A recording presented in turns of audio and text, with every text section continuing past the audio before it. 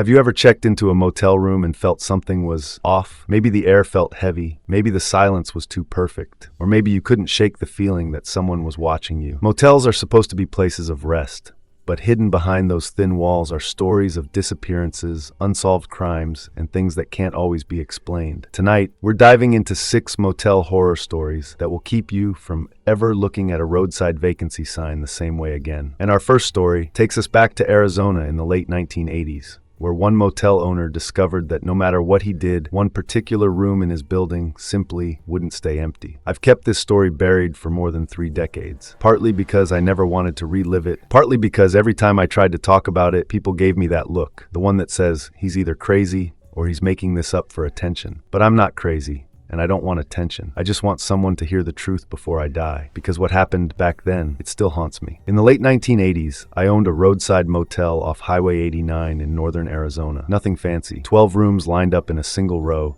a flickering neon sign that read vacancy when it felt like working, and a cracked asphalt parking lot big enough for a few semis. I ran the place alone after inheriting it from my father. Business was steady enough. Truckers, traveling salesmen, the occasional family trying to save money instead of staying at a Holiday Inn. Out of those 12 rooms, there was one, room 6, that never stayed occupied. It wasn't that people refused to book it. I rented it out plenty. But guests never lasted. They'd ask for a different room, demand a refund, or leave in the middle of the night, and the complaints were always strange. The air feels heavy in there. I keep hearing whispers. The bathroom light won't stay on, even though the bulb is new. I felt someone sit on the bed, but nobody was there. At first, I chalked it up to coincidence. Old buildings make noises. Wiring goes bad. People imagine things when they're exhausted from the road. But the longer I owned that motel, the more those complaints started to pile up. I replaced every fixture, repainted the walls, had plumbers and electricians come out more times than I can count. Nothing changed. Then came the night I'll never forget. It was August of 1989. Hot, sticky, one of those nights where the desert air doesn't cool down even after the sun disappears. Around 10 p.m., a truck driver pulled into the lot. Big rig with Nevada plates. The guy came into the office drenched in sweat, still in his work boots, and asked if I had a room. I gave him the keys to room 6, mostly because the other rooms were full, and I didn't want to sleep in the office chair waiting for a vacancy. He didn't seem the type to care about creaky floors or flickering lights. He was rough-looking, maybe mid-40s, stubble on his chin, eyes bloodshot from hours on the road. He signed the register as Tom H., and paid cash. I remember because he pulled out a folded wad of bills, crumpled and damp from his pocket. "Just need a few hours of shut-eye," he muttered. "Got a delivery in Flagstaff tomorrow." I handed him the key and wished him a good night. He nodded, trudged across the lot, and disappeared into room 6. Nothing seemed unusual at first. I locked up the office, poured myself a drink, and settled in front of the small TV I kept behind the counter. Around midnight, I did my usual rounds, checked that the vending machine hadn't been vandalized, made sure the parking lot lights were still on, that sort of thing. Tom's rig was parked neatly in the corner. Room 6's curtains were drawn, faint yellow light glowing through them. Everything seemed normal, but in the morning, Tom was gone. His truck was still there, keys in the ignition, but the room was empty. Not just of him. Completely empty. No duffel bag, no boots by the door. The bed didn't even look slept in. Sheets pulled tight, pillows fluffed. The little paper band I tuck across the blanket still intact. At first, I thought maybe he'd checked out early and slipped the key under the door like some guests did, but the key was still in the room, sitting on the nightstand, and the bathroom light was on. That's when the unease hit me. I went back to the register, flipped open the logbook, and stared at his signature. Tom H. in shaky block letters. No address. No license plate number written down because I hadn't bothered to ask. Just a wad of cash that now felt dirty sitting in the till. By noon, when his truck was still sitting there, I called the sheriff. Deputies came out, searched the room, searched the truck. Nothing. No signs of struggle. No blood, no broken glass, no fingerprints beyond what you'd expect. They questioned me for hours. Was I sure he checked in? Was I sure he wasn't some hitchhiker who'd wandered off? I showed them the register. They shrugged. Probably just walked away from his rig, one deputy said. Drivers do it sometimes. Pressure gets to them. That explanation didn't sit right. He paid cash. He was exhausted. He told me he had a delivery. Why would a man who could barely keep his eyes open suddenly decide to walk out into the desert with nothing but the clothes on his back? For weeks, the truck sat there. Eventually, the company it belonged to sent someone to collect it. They told me Tom had been hauling electronics, expensive stuff. The trailer was sealed, untouched, not a single box missing. They filed their own report, but the cops didn't dig much deeper. After that, I couldn't rent room 6. Not in good conscience. I kept it locked, told guests it was under maintenance. Word spread around town too. Locals started whispering about the motel with the cursed room. Some swore Tom was murdered there. Others said he ran off to start a new life. A few claimed they saw him hitchhiking on the highway weeks later, though no one could prove it. But I'll tell you what really scared me. A month after Tom disappeared, I decided to deep clean room 6. Figured if I ever wanted to rent it again, I needed to scrub away the bad reputation. I stripped the sheets, wiped down the furniture, pulled the mattress away from the wall, and that's when I noticed something. Behind the headboard, carved faintly into the drywall, were words. Shaky, jagged letters, like someone had scratched them with a key or a knife. Don't stay. I dropped everything and left the room. I didn't go back in for days. When I finally worked up the nerve, the carving was still there. I tried painting over it,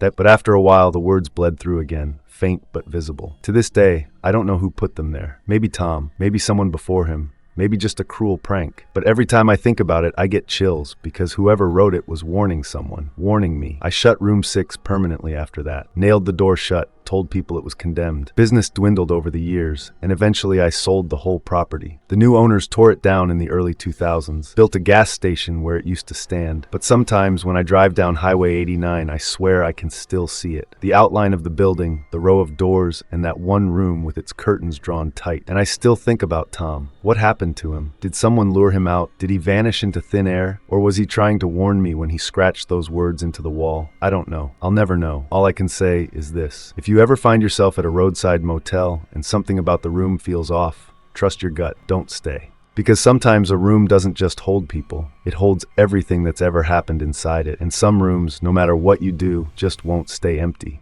I've worked in motels for most of my adult life. And if there's one thing I've learned, it's that rooms remember things. They remember arguments, heartbreak, blood, laughter, every little thing people carry into them. Some rooms remember more than others, though. For me, that room is number 9. And the memory it holds, well, sometimes I wish I'd never unlocked its door. The motel I managed back then was a squat, L-shaped building in New Mexico. Nothing fancy, just 20 rooms with beige curtains, carpet that always smelled faintly damp, and air conditioners that rattled like they were choking on dust. It sat right off the highway, a pit stop for truckers and families trying to cut through the desert heat. Room 9 was just like the others, at least on paper. Single queen bed, tiny bathroom, desk with a wobbly chair. The only difference was the mirror, a wall-length slab of glass mounted directly across from the bed. It wasn't like the little bathroom mirrors we had in other rooms. It stretched nearly floor to ceiling, framed in dull silver metal. Ugly, outdated, but it made the room look bigger, and travelers liked that, or they used to. The first time I noticed something was off about that mirror, a woman checked in late on a Friday. She was maybe in her 40s, traveling alone. I remember she had this tired smile when she paid in cash and said, "Just one night. I've got to make Albuquerque tomorrow." She seemed normal enough. But not an hour after she checked in, she was back at the front desk, pale as chalk. "There's something wrong with that room," she said, voice shaking. I frowned. "What do you mean? AC broken?" She shook her head. "It's the mirror." I didn't know what to say. The mirror. Her hands trembled as she set her key down. I was brushing my hair, looking at myself, and then my reflection smiled at me. I wasn't smiling. For a second, I thought she was joking, but the way her voice cracked, no. She believed it. I offered her another room. She didn't hesitate, didn't even go back to grab her things, just handed me the key and asked me to move her stuff later. She checked out at dawn without another word. I figured she was tired. People see weird things when they're exhausted, but it wasn't the last complaint. Over the next year, I heard it again and again. A trucker swore the mirror showed someone standing in the corner of the room, even though he was alone. A college kid said his reflection was a half-second behind his movements. A mother with her young daughter came down in tears, saying her little girl kept pointing at the mirror and whispering, "That's not mommy." Some guests asked to switch rooms. Others just left in the middle of the night. I tried to laugh it off, tell myself people were imagining things. But I started noticing it too. Every time I went into room 9 to clean or check something, I avoided looking at that mirror too long. Because sometimes, just sometimes, it felt like my reflection wasn't right. My eyes wouldn't line up exactly. Or I'd blink and swear I saw my face still staring, unblinking, half a beat too long. I hated being in that room alone. The worst night came during a thunderstorm. The motel was nearly empty except for a young man in room 9. Backpacker type. Maybe 22, wiry with restless eyes. He came in soaked, asked for the cheapest room, and I gave him the key to 9 without thinking. Around midnight, lightning cracked the sky and the power flickered. I was half dozing at the desk when I heard it, this horrible drawn-out scream. It came from room 9. I grabbed the spare key and sprinted across the lot, rain hammering down, heart slamming in my chest. I banged on the door. "You all right in there?" No answer. Just muffled thuds, like someone kicking the wall. I shoved the key in, turned the handle, and pushed the door open. The room was empty. Bed neatly made, light buzzing, AC humming. The kid's backpack was still on the chair, clothes spilling out, but no sign of him. And then I saw it, in the mirror. He was there, clear as day, standing in the middle of the room, mouth open in a silent scream, hands pressed flat against the glass. His eyes locked onto mine, terrified, pleading. I spun around, no one behind me, but when I looked back at the mirror, he was still there. And then, slowly, horribly, something reached out of the reflection, a gray, thin hand curling over his shoulder, pulling him backward, deeper into the glass. He clawed, kicked, face contorted in terror, and then he was gone. The mirror showed only me, wide-eyed and shaking. The room was silent. I backed out and slammed the door shut. I don't even remember breathing until I was back at the desk, dripping rain and sweat. The next morning, his backpack was gone. His name was gone from the register, like he'd never been there at all. When I asked housekeeping to check room 9, Marisol, the bravest of them, went in. She came out white as a sheet, whispering, "Senor, there are handprints on the inside of the glass." I went to see for myself. She wasn't lying.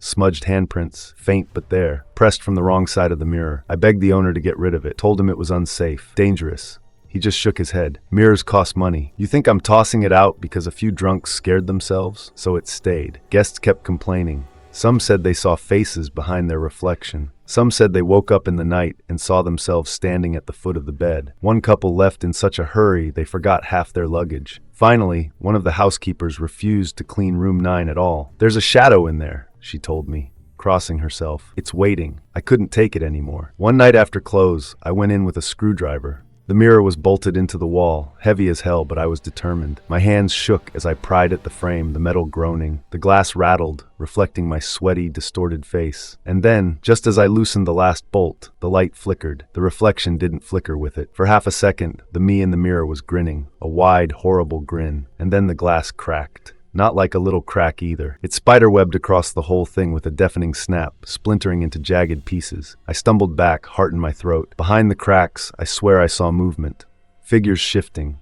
Pressed against the other side, faces blurred and pale, eyes wide. Dozens of them, and one face, clear as day, the backpacker kid. Mouth open, hand reaching like he was trying to claw his way out. I dropped the screwdriver and ran. The next morning, the mirror was perfectly intact again. No cracks, no scratches, just smooth glass, reflecting me with dead accuracy. But the owner had finally had enough complaints. A week later, he had room 9 sealed off. Plumbing issue, he told guests, not worth fixing. He never removed the mirror, just locked the door and left it. That was over 20 years ago. I don't work there anymore, but sometimes when I drive past, I glance at the row of windows. Room 9's curtains are always drawn tight. Sometimes I wonder if it's still holding them. All the people who looked too long, all the ones who never checked out, and I wonder if someday when I look into a mirror, I'll see a version of myself grinning back. Not me, not anymore. I don't usually talk about this. In fact, I spent years trying to push it out of my head, telling myself it was just part of the job, that motels attract strange stories by default. But the truth is, this one stuck with me. It didn't feel like just another guest incident. It felt like a slow, quiet horror that I unknowingly helped build. I worked at a small roadside motel in the Midwest, the kind of place that barely shows up on maps. 16 rooms, a faded neon vacancy sign that buzzed all night, and carpets so old you couldn't tell if the patterns were original or just years of stains merging together. It wasn't glamorous work, but it was steady. I was on the night shift most of the time, handling check-ins, running the desk, and occasionally unclogging toilets or mopping up after drunk travelers. If you've ever stayed at a little roadside inn, you know the vibe. Flickering lights, the faint smell of cleaning chemicals that never really mask the cigarette smoke, and the kind of silence that feels too heavy for comfort. That's where I met the man in room 11. It was a Monday morning, early summer, around 11 a.m. I remember because I'd just finished balancing the cash drawer when the front door creaked open and in walked this guy. He was maybe mid-40s, tall, with hollow cheeks and eyes that looked like he hadn't slept properly in weeks. His clothes hung loose on him, like they weren't really his size. Jeans that sagged, a button-up shirt with frayed cuffs. He carried one small duffel bag, worn and faded, the kind you might use if you'd been on the road a long time. He asked for a room, paid 2 weeks up front, cash. That was unusual for us. Most people only stayed a night or two, maybe a week if they were in town for work. But this man knew exactly how long he wanted. When I asked if he needed daily housekeeping, he shook his head. "No, please, just leave me be, unless I call." The way he said it made me pause. He wasn't rude. In fact, he was polite, soft-spoken, almost too soft. But there was something final about his words. Like he was already closing a door I wasn't meant to open. I gave him room 11, second floor, back corner, quietest part of the building. He took the key, nodded, and left without another word. The first week passed uneventfully. I'd see him once or twice, usually late at night, slipping down to the vending machine or grabbing takeout from the lobby. He kept his head down, never lingered. He didn't look dangerous. If anything, he looked tired. Broken, maybe. Housekeeping respected his do not disturb request. His trash bags piled up outside the door every few days, always tied neatly. Water bottles, empty food containers, nothing suspicious. By the second week, it became almost eerie how little we saw of him. Guests come and go, cars pull in and out, but room 11 was like a sealed bubble, curtains drawn, lights dim, a ghost living among us. 2 weeks later, checkout day arrived. Noon came and went, but no sign of him. That wasn't unusual. Guests oversleep all the time. My coworker Sarah called his room. No answer. She went up, knocked politely. Still nothing. She shrugged it off. "We'll just push him to late checkout," she said. "Maybe he'll wander down." But late checkout came and went. No guest. No bag at the desk. Room 11 stayed locked, curtains shut tight. That was when Sarah got nervous.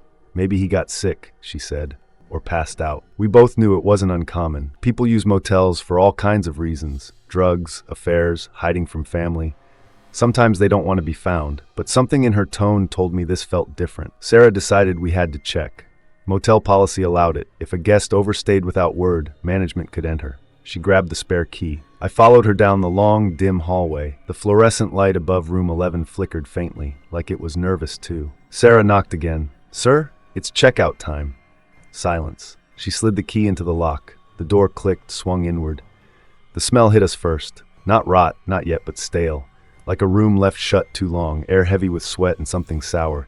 The curtains were still drawn. Only a slice of sunlight cut across the floor. The bed was messy, sheets half pulled, trash in the corner, like always. And then we saw him. He was on the floor beside the bed, on his back, arm bent awkwardly, eyes closed, skin pale, too pale. Sarah gasped. I froze. I forced myself forward, crouched beside him, touched his wrist. Cold, no pulse. His chest didn't rise. He was gone. The police came. Ambulance too, though it was useless. They zipped him up, carried him out past the curious eyes of other guests peeking through their doors. Rumors spread fast. Overdose, suicide, heart attack. Nobody knew. What we later learned was worse. The man hadn't been alone the night before. Security footage showed another figure entering his room late, staying a few hours, then leaving around dawn. That person never came back. Police suspected a fight, maybe drugs, maybe something darker. But no one ever told us the full story. For us, it ended with silence and a body bag. The motel cleaned room 11. New carpet, fresh paint, sanitized everything. Management told us to treat it like any other room, but none of us wanted to. Guests stayed there sometimes, unaware. I never said anything, but every time I passed that door, I thought about him lying there, alone. What haunts me isn't just the image of him dead. It's the memory of him alive. His quiet request for solitude. The way he kept to himself. The neat trash bags outside his door. He didn't seem dangerous. He just seemed tired. I wonder if we failed him. Should we have checked sooner? Knocked harder? Called earlier? Would it have made a difference? I'll never know. Working at a motel, you learn people carry secrets into their rooms. Some check out lighter, some heavier. Some never check out at all. Room 11 taught me that horror isn't always about shadows or ghosts. Sometimes it's about silence. About someone disappearing in plain sight and no one noticing until it's too late. And even now, years later, when I walk empty motel hallways at night, I feel it. The weight of that silence pressing down, reminding me how fragile life really is. I used to work at a motel, a small, corporate-owned chain that sat on the edge of a dying town in the Midwest. You know the type. Low, flat buildings that sprawled around a cracked parking lot. The kind of place that smelled faintly of stale cigarettes, even in the non-smoking rooms, with a neon sign that flickered between vacancy and acancy because the V had burned out years before. It wasn't glamorous work. I was young, barely out of high school, and I needed the money. Swing shifts were available 5 p.m. to 10 p.m., and since I didn't have much of a social life, I took them. Most nights were dead quiet. Business travelers heading east on the interstate might check in. Sometimes we'd get a family stopping for the night on their way to somewhere better. But for the most part, it was silence, the hum of the ice machine, and the steady buzz of the fluorescent lights behind the desk. At first, I liked the quiet. I could read. I could do homework. The manager didn't really care what I did as long as the books balanced, The phones were answered, and nobody complained. But over time, that silence started to feel different, oppressive, like the walls themselves were listening. The motel had been around since the 1970s, and in a place like that, things happen. One of the older employees told me a man had died in one of the rooms years before I started Natural Causes. A heart attack in the middle of the night. He was traveling alone. They didn't find him until checkout time the next day, when housekeeping came knocking. Everyone brushed it off. People die in hotels all the time, apparently. The police came, the coroner wheeled the body out on a gurney, and by the next day, the room was cleaned and rented out again. Business as usual. But then came the second death. I wasn't there the night it happened, but the story spread quickly among the staff. A man checked in late, alone, no luggage except a backpack. He seemed jittery, paranoid. He asked for a room near the back, where the parking lot butted up against a line of half-dead trees. Sometime in the night, there was an altercation.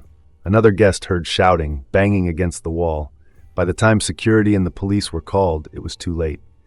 The details were kept vague, but we all knew. It wasn't natural. The man had been murdered. They never told us who did it. Some said it was a fight with a friend. Some said it was a robbery. Some said the killer was never caught. All I know is that the room stayed shut for a long time, the curtains drawn, a maintenance sign slapped across the door as if that thin piece of paper could cover up the violence that had happened inside. After that second death, the motel changed. Or maybe it was just me noticing things I'd ignored before. The first time it happened, I was sitting behind the desk, staring at the glowing computer screen, when I heard the rustle of chip bags. We kept a small rack of snacks near the counter, and it sounded like someone was rifling through them. I looked up. Nobody was there. The rack was still, not even a breeze in the air. I shook it off, told myself it was my imagination, but the sounds didn't stop. Other nights, I'd hear the bathroom door in the lobby creak open, then slam shut. At first, I thought it was a guest, but when I checked, the bathroom was empty. Sometimes I'd hear the click of the lock turning, even though I was standing close enough to see the handle wasn't moving. And then there were the chairs. We had a few rolling office chairs in the lobby. I'd push one against the counter, step away for a second, and when I turned back, it would be in the middle of the room. Once I was sure I heard the wheels squeak as it rolled slowly across the floor, like someone unseen had given it a shove. By then, I'd grown jumpy. Every creak of the building, every gust of wind against the windows made me stiffen. But what unnerved me most was the feeling of being watched. It always came late, past 9 o'clock, when the parking lot outside was empty and the road beyond was dark. I'd be alone in the office, flipping through paperwork, when I'd get the prickling sensation of eyes on the back of my neck. Sometimes I'd glance up and catch a shadow moving just out of the corner of my eye, a figure slipping past the glass doors only to vanish when I looked straight at it. One night, I finally convinced myself to check the security monitors. We had a grainy setup, 4 black and white screens showing different corners of the property. Usually they were boring. Empty sidewalks, parked cars, the glow of the ice machine. But that night, on the feed for the back lot, I saw movement. A figure walking slowly past the row of trees. I leaned in. The figure was tall, male, wearing something dark. But the screen flickered, and when it came back, he was gone. I jumped up, went to the back window, and looked outside. Nothing. Not a soul. When I sat back down, my hands were shaking. The worst night started like any other. It was a slow Thursday, no new check-ins after 8 p.m. The lot was quiet, the rooms were still. Around 9:30, I heard the bathroom door open again. This time it stayed open, creaking slightly on its hinges. I swallowed hard and forced myself to get up. I told myself it was nothing. Maybe the doorframe was warped. Maybe the air pressure from the AC unit made it swing. But when I stepped inside, the fluorescent light buzzed overhead, and the mirror over the sink was fogged, as if someone had just been standing there, breathing heavy. I froze. The air was cold against my skin, but not the kind of cold that comes from bad insulation. This was different, heavy, pressing. I backed out slowly, refusing to take my eyes off that mirror. When I sat down at the desk again, I whispered out loud, "Stop." I don't know who I thought I was talking to. Maybe myself. Maybe the air. Maybe the man who had died in that building. The silence that followed was worse than the noise. 10 minutes later, it happened. I was hunched over the desk, pretending to work, when one of the office chairs behind me rolled forward on its own. Slowly, deliberately, it stopped inches from my back, as if someone had pushed it right up to me and was waiting for me to notice. My skin went ice cold. I didn't move for a long time. I just sat there, staring at the glowing computer screen, my heart pounding so hard I could hear it in my ears. Finally, I stood, walked out from behind the desk, and pushed the chair back to its place. "Enough," I muttered, my voice shaking. But deep down, I knew it wasn't. The next day, I pulled aside one of my coworkers, a woman who'd worked there much longer than I had. I told her what I'd experienced, the sounds, the doors, the chair. She didn't laugh. Instead, she nodded slowly and said, "Yeah, you're not the first." Apparently, others had complained of the same things. Whispers in empty hallways, TVs turning on rooms no one was staying in, housekeepers refusing to go into certain rooms alone. "It started after the second death," she said, her voice low. "That one wasn't right." I only lasted a few more months at that job. I told myself it was the hours, the low pay, the boredom, but the truth was, I couldn't take it anymore. Every shift felt like a countdown, every noise a threat. Even now, years later, I still dream about that motel. I see the bathroom door creaking open. I feel the chair rolling up behind me. I wake up in a sweat, certain that someone or something is still watching me. People like to joke about haunted hotels. They imagine flickering lights, moaning ghosts, cheap scares. But let me tell you, the real thing is quieter, subtle. It gets under your skin until you don't trust your own eyes, your own ears, even your own reflection. And when it happens in a place where people have died, where violence has soaked into the walls, you start to realize something chilling. Some guests check in, some guests never check out, and some never really leave at all. Long before I ended up at that motel, I thought I understood solitude. I thought I knew what it meant to be alone, but I had no idea.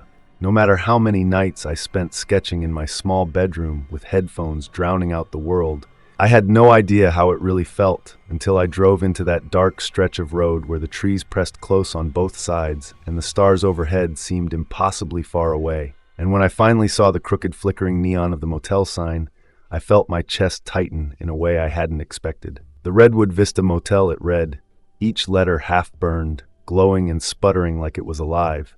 And I parked my car on cracked asphalt with weeds clawing up between the lines as though trying to push themselves into the light. And I stepped out into the desert air that was sharp on my cheeks and smelled faintly of sand and rust and old wood. And I walked inside because I had nowhere else to go, and it felt like somehow it had been waiting for me. The office was tiny and dimly lit. A bell sitting on the counter next to a plastic cactus, dusty and cracked. And when I rang it, I waited, the sound echoing too loudly in the empty space until a creak from the back told me someone was coming. And then I saw her, though she didn't look like she belonged anywhere near here anymore. Her hair long and silver like moonlight braided down her shoulder, her eyes calm but unsettling. And when I asked for a room, she hesitated and gave me room 6, but warned me about room 9. Gutted, dangerous. And I nodded because I didn't want to ask questions. I didn't want explanations. I just wanted a bed and a door I could close behind me. Room 6 was a room that had seen its better years, the air heavy with a strange tang that smelled like vinegar and dust combined, the bed sagging and lumpy beneath the sheets, and the television cycling through static without a remote. And I just sat on the edge of the bed staring at nothing, trying to convince myself I was fine, that I was alone, that nothing would happen. But the scratches in the sink told a different story. Deep gouges that could have been made by desperate nails. The dried stains curling around the drain, in a pattern my mind refused to name, but my gut knew. And when I tried to sleep, I realized the room had a rhythm, a hum, a presence that made it impossible to feel safe. And the wind outside turned into whispers that pressed close to the window, soft syllables in a language I couldn't place, but it was a language meant to warn me, meant to unsettle. At 1:30 in the morning, I was jolted by 3 knocks, hard, deliberate, spaced apart like someone marking a pattern in the air just for me. And I froze because even the air felt heavier, like it held its breath with me. And I tiptoed to the peephole and saw nothing, only the dim hallway lit by the flickering bulbs. And then came the whispering again, closer this time, circling the door, and I cracked it open a fraction. And there she was, not the woman I had met at the counter, but something else. hair loose and wet at the hem of her gown, as if she had walked through swamp water, eyes wide, unblinking, and she leaned close and whispered something I will never forget. "Get out now, it knows you are not broken yet." And then she floated down the hall toward room 9, the door slamming behind her with a finality that made my knees weak. And I stood frozen, shaking, unable to reconcile what I was seeing with what I thought was reality. And when the hallway light buzzed out, leaving only the red exit sign glowing, I realized I had no choice but to follow, slow, careful, each step measured, drawn toward the open crack of room 9, which seemed to breathe darkness, thick and waiting. Inside, the blackness swallowed me whole, and I whispered a single stupid word, "Hello," and something moved, not walking, not running, but sliding across the floor, a shadow that shouldn't exist in a space already too dark. And I wanted to run, I wanted to turn, I wanted to understand, but the air itself seemed alive, pressing on my skin, whispering across my ears, vibrating in my chest. And then the door slammed behind me, and I realized I was no longer alone. That room 9 was a place that remembered pain, that held on to it, that used it to see into the living. And I understood in that instant that I was not just a visitor, I was a witness.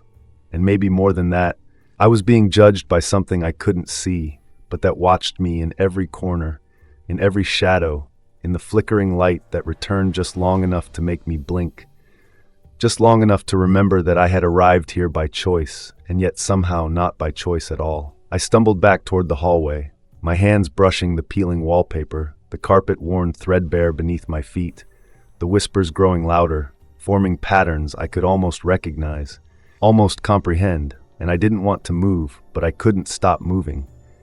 And when I reached the edge of the light, I looked down at the floor and realized the shadows of the room were not just shadows.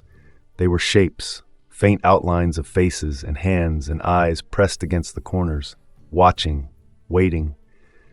And I understood then that whatever had happened in this motel before I arrived was not finished, that the building had memory, that the walls had absorbed fear and sorrow, and every misstep of every guest who had ever come through its doors, and that room 9 was the vessel for all of it. I sank to the floor just outside the door, trying to breathe, trying to gather my thoughts, feeling the chill crawling up my legs and through my chest, and I remembered the warning from the woman, her voice still whispering in my mind, and I whispered back without meaning to, "I am not broken." And the shadows paused for a heartbeat, waiting, and then the air shifted, and I realized the room wasn't empty. It had never been empty. It was alive with what had been left behind. And maybe it had been waiting for me. Maybe it had always known I would come. And the understanding of that truth was heavier than anything I had carried in my life up to that moment.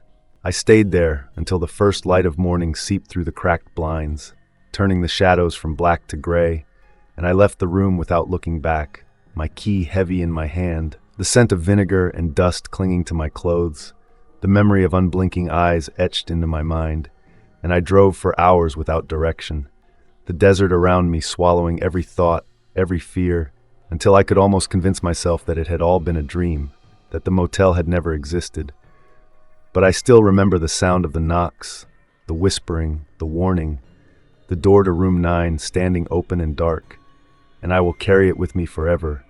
Because some places, some rooms, they don't forget, and neither do the things left behind, and the weight of that memory follows you long after you think you have escaped, long after you think you are safe.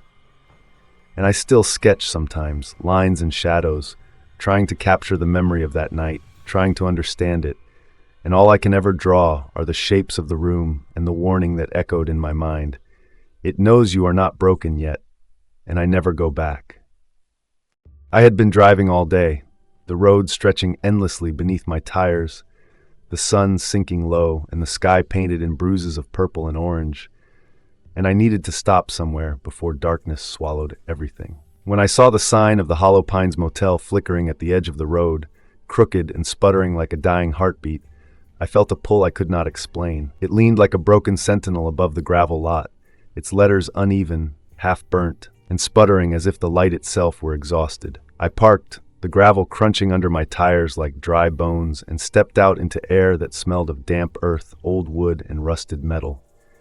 The wind pressed against my skin, a cold, insistent weight, and I knew somehow this place had been waiting for me. The lobby was smaller than I expected, the walls yellowed and stained, a bell sitting alone on the counter. When I rang it, the sound echoed too long before a shuffle from the back made me flinch, and then she appeared, though it felt wrong to call her human. Her eyes were too calm, too still, and her hair fell dark and loose past her shoulders. When I asked for a room, she handed me the key to room 5, warning me about room 12. "It does not forgive," she said, and I nodded, too tired to ask questions, too aware that some warnings were better left unheeded. The hallway smelled of mildew and old carpet, the lights flickering overhead like they were breathing. When I stepped into room 5, the door closing behind me, the air changed, heavy and pressing against my chest. The bed sagged unevenly, springs groaning beneath my weight, the carpet threadbare and damp in places, the television flickering static against the walls that held a smell part dust, part rot. I tried to convince myself I was alone, that nothing was here, that I was safe. But the scratches in the sink, deep and jagged, and the stains curling around the edges, told a different story. A story my mind recognized before it could name it. The wind rattled the window, whispering, and I thought I heard voices pressing against my ears, moving across my skin, circling me. I tried to lie down to sleep, but the room seemed alive, moving with a rhythm I could not match. Shadows shifted like they had memory. At 2:07, there were knocks. 3 deliberate taps echoing down the hallway, and I froze, every nerve taut. I moved toward the door, seeing nothing, only the dim light of flickering bulbs. Then the whispers grew louder, closer, pressing around me. I could feel a presence moving outside the door, leaning close, and I tried to tell myself it was my imagination. It could not be real, but the air was too heavy, too thick, and I knew it was not imagination. I tried to speak, but the words died in my throat, my heart beating so fast it seemed the floor itself would hear. Then the door to room 12 opened just a crack, and I thought I saw movement, hair dark, wet, tangled, eyes wide, unblinking. A figure that should not exist in a place already too dark. I wanted to run, but my legs would not move. The air itself seemed to hold me, my chest pressed by something ancient and patient. I moved slowly down the hall toward room 12, drawn by a force I could not name. Every step was a battle against instinct and fear.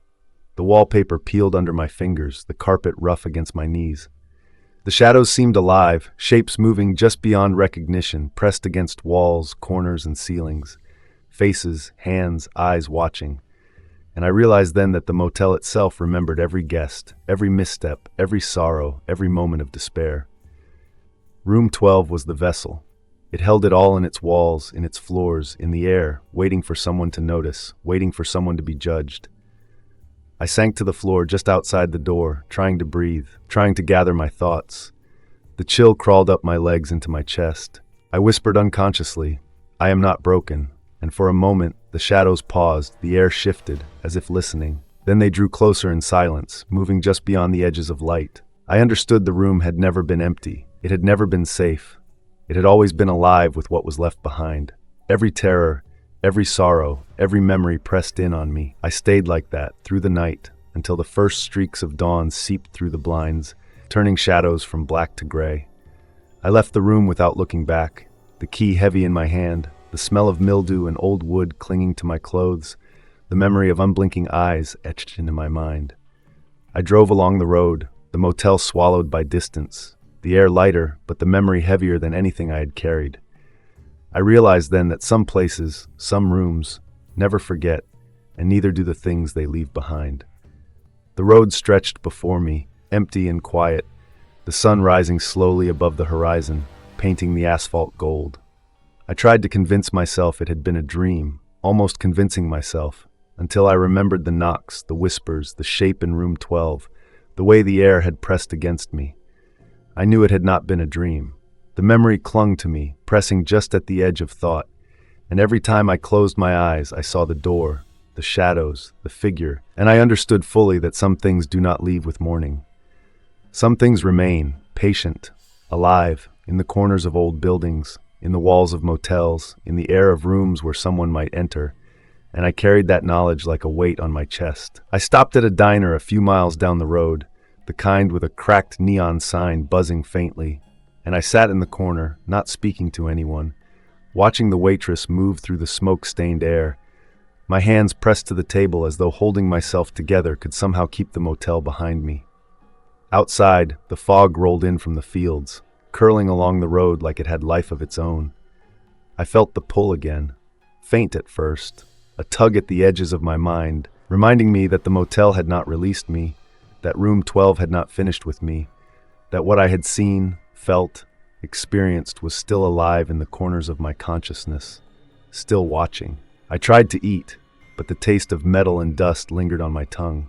I watched the clock, each second stretching impossibly long, and I realized I was still holding my breath, waiting for something to appear, to knock, to whisper. And I knew that even in the broad light of day, the motel followed me, a shadow stitched to my thoughts, a presence folded into the spaces of my mind. I wanted to leave, drive as far as I could, never look back, but somewhere in the road behind me, in the long stretch of asphalt and weeds and broken gravel, I knew the Hollow Pines Motel waited.